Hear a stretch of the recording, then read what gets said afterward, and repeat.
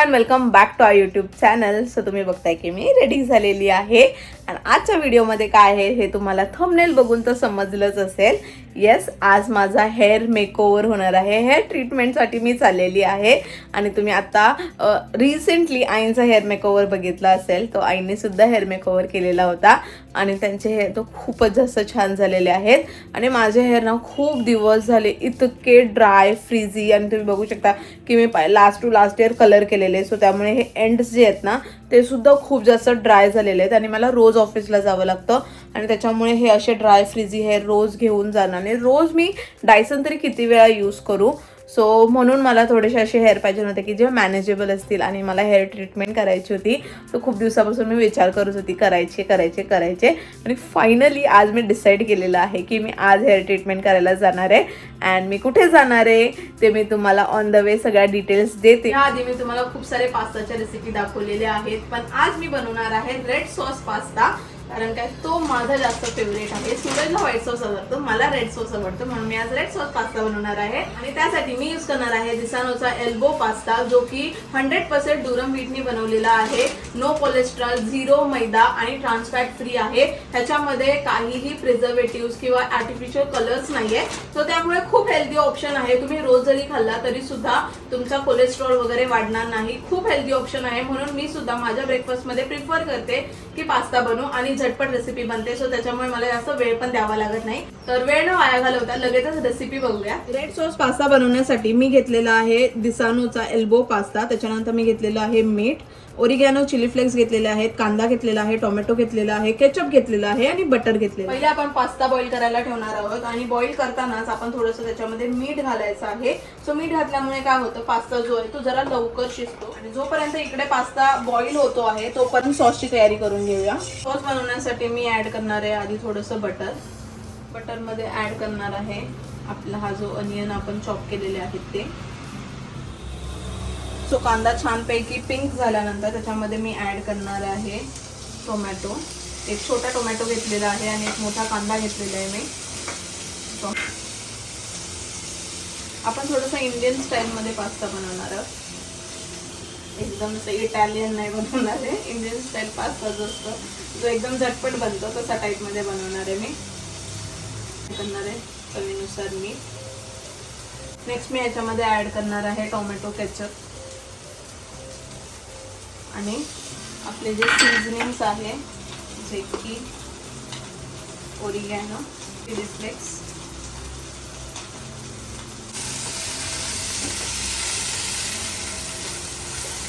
झालेली आहे. आता त्याच्यामध्ये मी ऍड करते जो पास्ता मी बॉईल करून घेतलेला तो आणि ह्याला छान प्रकारे मिक्स करून घेणार आहे. आणि दिसानोचा पास्ता इतका छान आहे की ह्याच्यामध्ये तुम्ही बॉईल केल्यानंतर कुठलाही सॉस किंवा कुठलीही ग्रेव्ही जरी ऍड केली तरी तो खूप छान प्रकारे सोक करून घेतो. आता आपण 2 ते 4 मिनिटं कुक होण्यासाठी ठेवून देऊया. सो माझा पास्ता रेडी झालेला आहे आणि तुम्ही बघू शकता की इतका छान स्मेल येतोय. सो मी फटाफट माझ्या सर्विंग बोल मध्ये सर्व करून घेते. गरम गरम आहे एकदम. आधी मी एकदा टेस्ट करून बघते कसा झालाय ते. खूपच मस्त झालाय. अशा प्रकारे मी दिसानोचा पास्ता डिशेस पास्ता यूज करून माझा रेड सॉस पास्ता रेडी केलेला आहे. सो तुम्हाला रेसिपी कशी वाटली मला नक्की कमेंट्स मध्ये सांगा. आणि जर तुम्हाला हा पास्ता ऑर्डर करायचा असेल तर लिंक मी डिस्क्रिप्शन बॉक्स मध्ये दिलेली आहे, नक्की जाऊन चेकआउट करा. सो सूरज घेऊन चाललाय मला हेअर स्ट्रेटनिंग साठी. चलो, आर यू रेडी सूरज माझ्या हेअर मेकओव्हर साठी? मी तर रेडी आहे. तू रेडी? प्राची मला बोलली की एकदम शॉर्ट हेअर करणार आहे. मी नाही बोललीये तुला मी शॉर्ट हेअर करणार आहे. तू बोललायस की तू शॉर्ट हेअर कर म्हणून. माझी इच्छा आहे प्राचीने शॉर्ट हेअर करावे. प्राचीची इच्छा नाहीये बिलकुल. पण तुम्हाला काय वाटतं तुम्ही कमेंट्स मध्ये सांगा. प्राची शॉर्ट हेअर मध्ये चांगली वाटेल का लॉंग हेअर मध्ये चांगली वाटेल? बघूयात आपण. मी काय करते मला नाही माहिती मी काय करणार आहे. जर सूरज इथे बोलला मला की शॉर्ट हेअर करून टाक तर मी करून टाकेल. बट येस, तुम्ही मला सांगा की तुम्हाला काय वाटतं मी काय केलं पाहिजे ते. आणि आता आम्ही पोचतोच सो येस, मी आता लवकरच पोचणार आहे आणि मी तुम्हाला बोललेली की me on the way details देईल. तर मी चाललेली आहे न्यू पनवेलला स्वरूप सलॉन ह्यांच्याकडे. खूप छान छान वेगवेगळ्या सर्व्हिसेस आहेत आणि सलॉन सुद्धा खूप चांगलं आहे. सो आय थॉट की मी एकदा ट्राय करून बघते की मी ह्याच्या आधी केलेलं, तेव्हा एकदा मी केलेलं एक कोपरखेरणेवरून केलेलं होतं, त्याच्यानंतर मी खारघरमधून सुद्धा केलेलं होतं 2 वर्ष आधी, आणि त्याच्यानंतर 2 वर्ष पूर्णपणे गॅप दिलेला होता. सो मी असं रुटीन फॉलो करते की 2-2 वर्षाच्या गॅप नंतर कुठली तरी हेअर ट्रीटमेंट करते, सो दॅट माझ्या हेअरला पण थोडीशी रेस्ट मिळेल, थोडेसे ग्रो होतील नॅचरली, आणि मग त्याच्यानंतर मी परत त्याच्यावरती ट्रीटमेंट करू शकेल. आणि मेन तर ट्रीटमेंट करायचं माझं हे हेतू हा असतो की खूप मॅनेजेबल होतात केस. ज्यांना रोज ऑफिसला जायचं आहे, ज्यांना म्हणजे रोजच्या रोज स्टायलिंग करता येणार नाही, त्यांच्यासाठी खूप इझी वे होऊन जातो. सो म्हणून मला करायचं आहे. असं मी सूरजला बऱ्याचशा गोष्टी सांगून सांगून मनवलेलं आहे.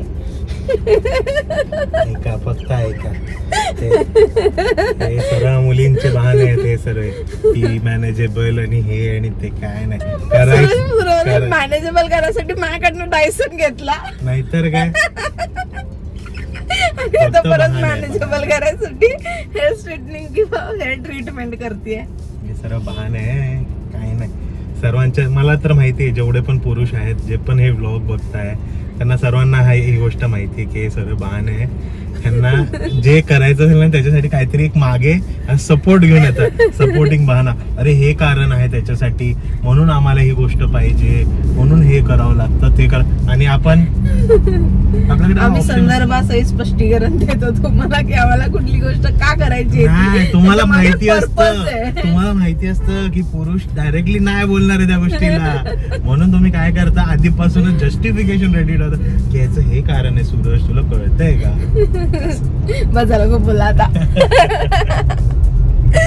सूरज किती बोलला तरी आपण तर निघालेलो आहे. आपण तर आपले हेअर स्ट्रेटनिंग करणार आहे, हेअर ट्रीटमेंट करणार आहे. अजून मला कलर पण करायचे होते, बट ह्यावेळेस मी कलर करणार आहे की नाही मला म्हणजे नक्की वाटत नाही. कारण का लास्ट टाइम मी जे एकदा कलर केलेलं ना, तेव्हा मला असं वाटलं की माझे केस खूपच जास्त डॅमेज झाले. हेअर ट्रीटमेंटमुळे जेवढे केस डॅमेज नाही होत ना, तेवढे केस मला असा एक्सपिरियन्स होता की कलर ट्रीटमेंटमुळे डॅमेज होता. सो म्हणून मला असं वाटतं की मला अवॉइड केलं पाहिजे. बट लेट सी, जर तिथे जाऊन माझं मन केलं तर मी ते सुद्धा करू शकते माझ्या मनानुसार.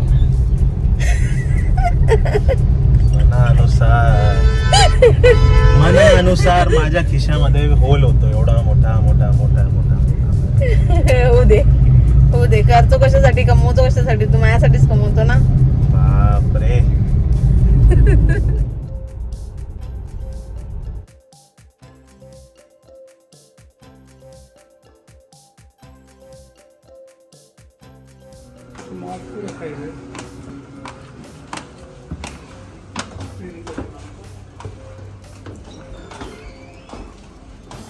सो आता आपण आलेलो आहे सलॉन मध्ये आणि मी वरतीच आलेली आहे. कारण काय, त्यांचे टेक्निशियन जे आहेत ते माझी हेअर क्वालिटी बघून सांगतील की मी कुठली ट्रीटमेंट केली पाहिजे, ते सजेशन देतील आणि आपण त्यांना विचारूया आपले जे पण कन्सर्न आहेत ते. सो लेट्स सी मी आज काय करणार आहे ते. खूप सुंदर सलॉन आहे ना, खूप छान बनवलं. येस,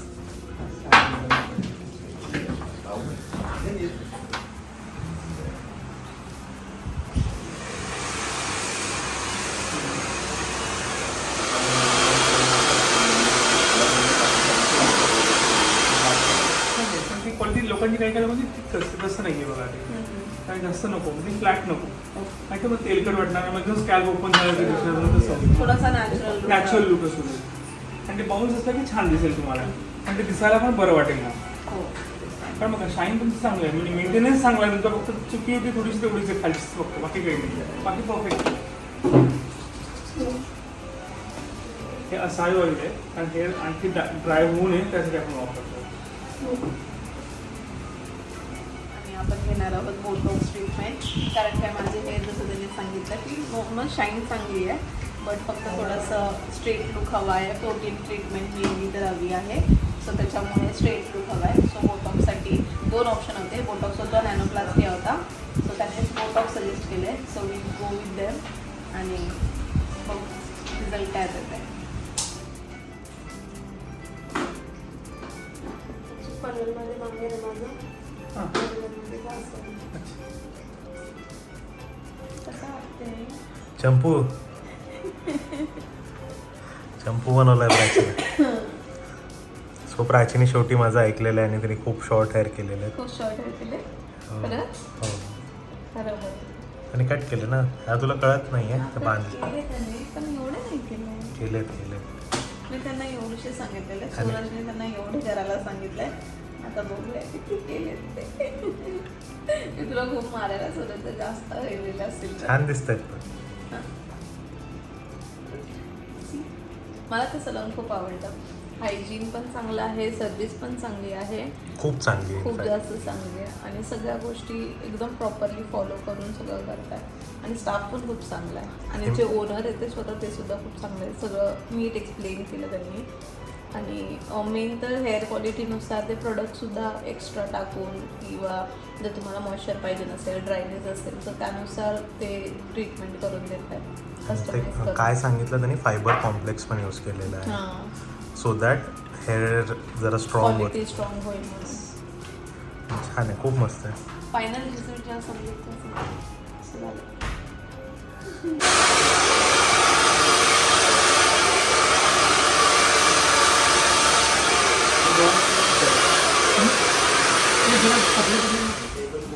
झोपाली बिचारा कधीचा बसला.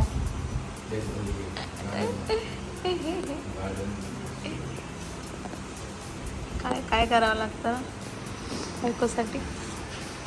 रडू नका. झालं आता 4 वाजलेत, म्हणजे 3:45 झालेत. निघू आता, होऊन जाईल 15-20 मिनिटामध्ये.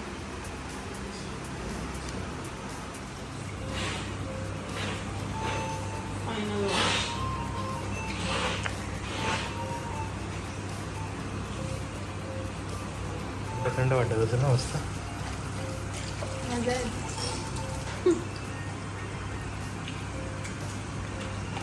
झालं फायनली. कसं वाटतंय? खूप छान वाटतं आणि येस मस्त वाटतं एकदा. थोडेसे शॉर्ट केले बट छान वाटतं, एवढं पण नाही झालं. आणि तो बाउन्स दिसतोय एकदम मस्त एकदम. शाईन पण छान दिसते. खूप मस्त, खूप छान केले.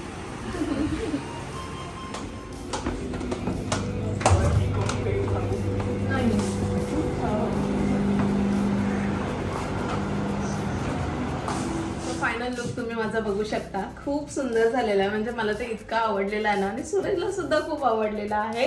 आणि जसं मी तुम्हाला बोलले की मला ऑफिसला जाण्यासाठी पण मॅनेजेबल हेअर पाहिजे नव्हते, सो तसेच एक्झॅक्ट तसेच त्यांनी हेअर क्वालिटी माझी तशीच ठेवून डेन्सिटी जशी मला वाढवता येईल किंवा माझा व्हॉल्यूम चांगला दिसता येईल असं सजेशन देऊन मला बोटॉक्स ट्रीटमेंट सजेस्ट केलेली आणि तीच ट्रीटमेंट केलेली आहे. सो स्वरूप सलॉनमध्ये येऊन मी ही ट्रीटमेंट घेतलेली होती. स्टाफ, त्यांचे जे ओनर आहेत सगळेच अप्रतिम आहेत. सगळ्यांचं बिहेवियर सुद्धा खूप चांगलं आहे आणि खूप हायजीन मेंटेन केलेलं आहे मेन तर ह्या लोकांनी. ती गोष्ट मला सर्वात जास्त आवडली. तर मी तुम्हाला नक्कीच रेकमेंड करेल, तुम्ही जर पनवेलमध्ये राहत असाल किंवा नवी मुंबईमध्ये राहत असाल तर स्वरूप सलॉनला नक्की विजिट करा. सगळ्या ज्या डिटेल्स आहेत त्या मी डिस्क्रिप्शन बॉक्समध्ये नक्की देईल, तो नक्की चेकआउट करा. सो फायनली निघालोय आता आम्ही घरी आणि तुम्ही बघू शकता माझे केस.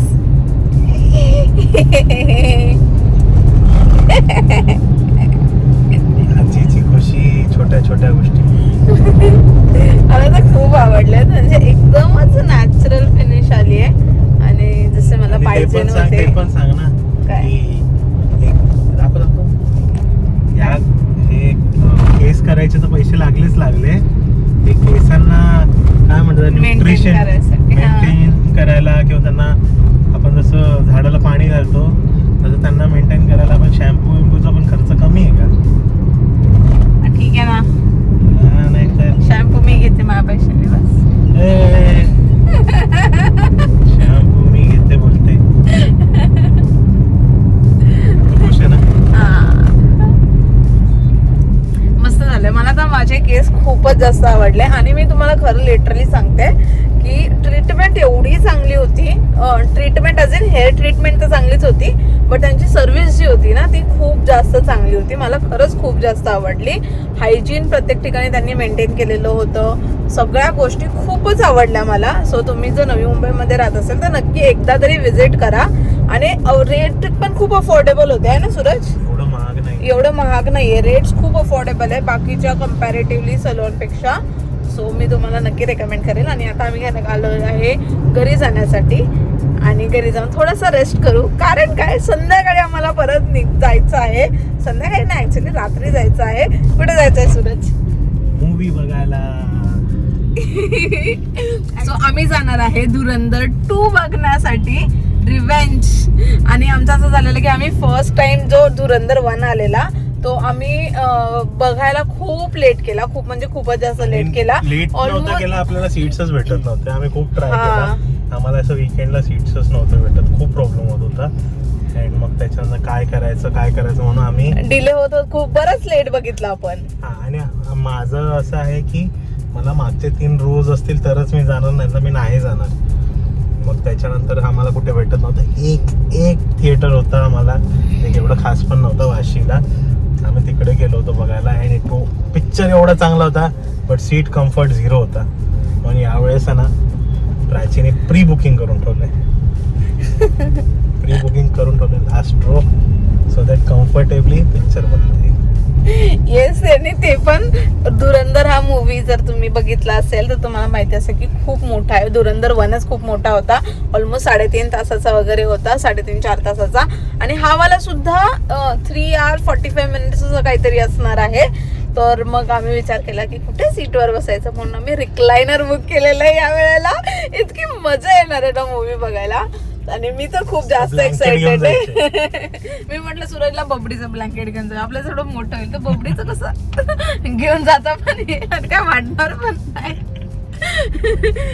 तो जोक्स अपार्ट, बट आम्ही जाणार आहे. आणि मी खूप ऐकलंय, एकच दिवस झालाय पिक्चर रिलीज होऊन, पण खूप छान आहे मूवी. बऱ्याच काही गोष्टी दाखवलेल्या आहेत. फर्स्ट वाला पार्ट जो आहे तो मला थोडासा रिकॉल करावा लागेल. सो सूरजकडनं मी थोड्या वेळाने असं रिकॉल करून घेते काय काय झालेलं, एंडला काय झालेलं ते. आणि मग आपण आता भेटूया जेव्हा आपण मूवीला निघू तेव्हाच.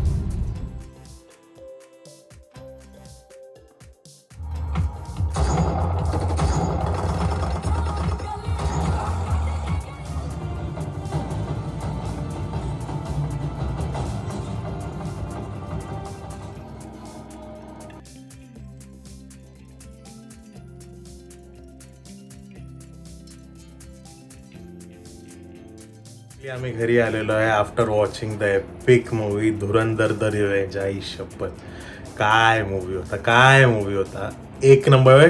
ट्विस्ट संपतच नव्हते.